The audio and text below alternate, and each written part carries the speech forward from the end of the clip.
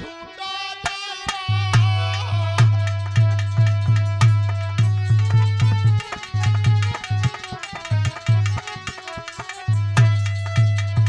मेरा बचन न ढूंढो जाएगो और राजा तू अजगर है जाएगो।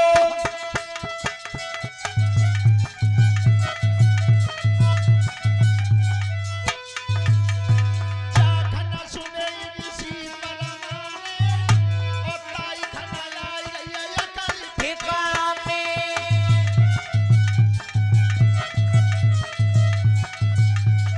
एकदम संत ने साथ दे दिया कि जा तू अजगर हो जा। अब हाथ जोड़ के पूछी गुरुजी जी अब जी बताओ जी सांप कैसे मिट सकत है, मैं अजगर की योनि में कब तक रहूंगा। विचार करना एक संत का निरादर कितना महंगा पड़ा। और ये व्यासपीठ के माध्यम से 101 रुपए का पुरस्कार है हमारे लिए महिपाल सिंह पहलवान जी ग्राम हीरापुर से, धन्यवाद। तब कही क्या अजगर तू सतयुग में रहेगा, अजगर ही रहेगा।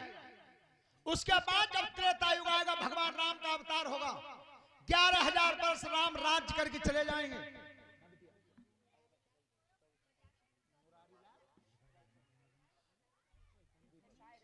₹100 मुरारीलाल और 50 रुपए दीपक बाबू उनकी तरफ से ये व्यासपीठ के माध्यम से हमें पुरस्कार दिया है। परमात्मा सुख समृद्धि देता रहे, अच्छे मार्ग पर चलाता रहे। और द्वापर का जब अंत होने को आएगा, विचार करना एक संत का अपमान करने से कितने दिन अजगर बनना पड़ा। सतयुग में अजगर ही रहेगा, 11,000 वर्ष राज्य करके भगवान राम चले जाएंगे। त्रेता युग में तू अजगर ही रहेगा।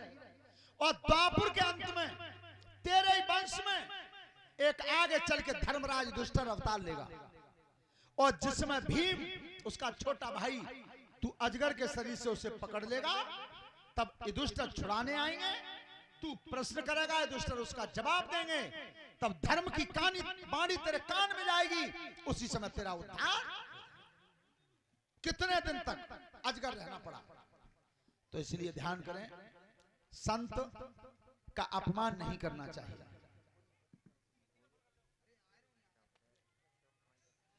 राजन परीक्षित महाराज नहुष के बड़े पुत्र थे यति। यति महाराज जो जंगल में तपस्या करने चले गए। दूसरे नंबर के पुत्र थे ययाति। ययाति महाराज जिन्हें ययाति महाराज ने शुक्राचार्य की लड़की से विवाह किया था। राजा परीक्षित ने प्रश्न कर दिया, महाराज ये बात मेरी समझ में नहीं आई कि शुक्राचार्य जी ब्राह्मण थे और ययाति महाराज क्षत्रिय थे, तो क्षत्रिय के लिए ब्राह्मण की लड़की का वर्ण क्यों हुआ, क्यों हुआ? देखिए इसका कारण क्या था कि बृहस्पति जो गुरु थे वो देवताओं के गुरु थे और शुक्राचार्य ब्राह्मण दैत्यों के गुरु थे, राक्षसों के। तो शुक्राचार्य जीवनी विद्या जानते थे, संजीवनी, मरे हुए को जिंदा करना। तो एक बार देवताओं में सलाह हुई कि हमारे परिवार में कोई ऐसा है जो जब विद्या शुक्राचार्य सीखे आवे।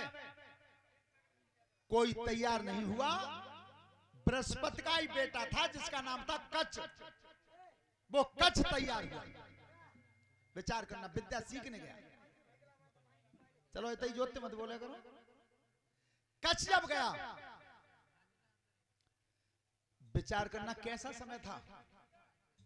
दुश्मन परिवार का लड़का था, आमना सामना होता था दोनों तरफ से। और बृहस्पति का बेटा उस विद्या को सीखने गया तो शुक्राचार्य ने मने नहीं की। आओ बेटा सीखो। क्यों? जो जिस कर्म के लिए आया है उस कर्म को पूरी ईमानदारी से निभा देना चाहिए। जिस कर्म के लिए तुम्हें भगवान ने भेजा है उस कर्म को ईमानदारी से निभा देना चाहिए। विचार करो। अब भागवत कथा कहवे को कर्म स्वामी जी हमारे मस्तिष्क में लिखा परमात्मा ने, और ये कोई पहले जन्म में कर्म अधूरा रह गया था, उसे हम पूरा करने आए हैं। और फिर ये गद्दी भगवान ने दी, व्यास गद्दी दी, कैसी असीम अनुकंपा हुई उसकी। और फिज्जा पे बैठ के हम पद्दा के पीछे शराब पी करें, बीड़ी पी करें, तमाकू खा करें, तो कोई नहीं देखेगा, तो कोई तो देखेगा है? और वो जो देखने वाला है अब की बार तो उसने ब्यास गद्दी सौंप दी है और है सकता है अगली बार गोबर डरवा दे। ठीक, 1100 रुपए बीरेश यादव हीरापुर से, ये भंडारे में है। 101 रुपए महिपाल सिंह मल्ल हीरापुर से भंडारे में है। 20 रुपए पन्नालाल धौराई से, और ठाकुर श्री शेर सिंह बाबा 1100 रुपए 51 किलो गेहूं और 20 किलो दूध भंडारे के लिए है। राजन परीक्षित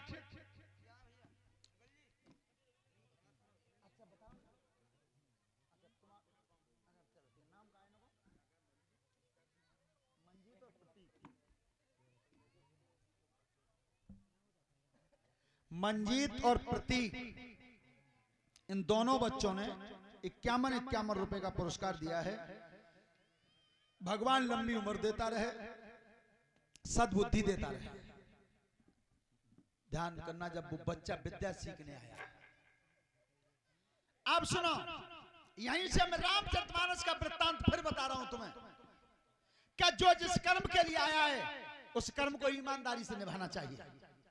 अगर रामायण पढ़ी हो तो तुमने देखा होगा जिस समय शेष अवतार लक्ष्मण जी के शक्ति लगी थी लंका में, शक्ति जब लगी थी तो रामादल में यह विचार किया गया कि भैया कोई वैद नहीं है बढ़िया सकता है, मेरे भैया लक्ष्मण की नवज दिखा दी जाए।